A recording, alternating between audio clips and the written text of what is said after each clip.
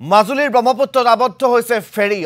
অফলামুখ ঘাটৰ পৰা নিমাতী অভিমুখী আছিল ৰোপেক্সখন বালিত লাগি ধৰাৰ ফলতে আবদ্ধ হৈ পৰিছে ৰোপেক্সখনত শ যাত্ৰীসহ আছে 14খন গাড়ী 35খন বাইক প্ৰায় এঘণ্টা ধৰি আবদ্ধ হৈ আছে ৰোপেক্সখন আৰু ইতিমধ্যে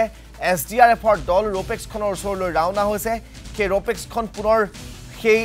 বালিত যি লাগি ধৰা স্থানৰ পৰা আঁতৰাই পঠিওৱাৰ ব্যৱস্থা কৰিবৰ বাবে এছডিআৰএফৰ দল গৈ তাত তৎপৰ হৈ পৰা দেখিবলৈ পোৱা গৈছে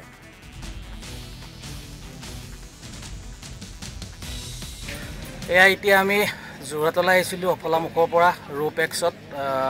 এমভি শচীন দেৱ বৰ্মনত 8 বজাত এতিয়া বৰ্তমান আমি ব্ৰহ্মপুত্ৰৰ মাজত আবদ্ধ হৈ আছোঁ এতিয়া 45 মিনিটৰ ওপৰত হৈ গ'ল আমাৰ ইয়াত 35খনমান বাইক আছে 14খন গাড়ী আছে আৰু প্ৰায় 100জনমান মানুহ আছে পেছেঞ্জাৰ আছে কি কাৰণে এনেকুৱা বাৰে প্ৰতি সদায় কি কাৰণে এনেকুৱা হৈছে এনেকৈ লাগিবলৈ যে বহুত মানে সমস্যা হৈছে এতিয়া আমাৰ যোৰহাট পাবগৈ লাগে আমাৰ কাম আছে কিছু যথেষ্ট দেৰি হৈছে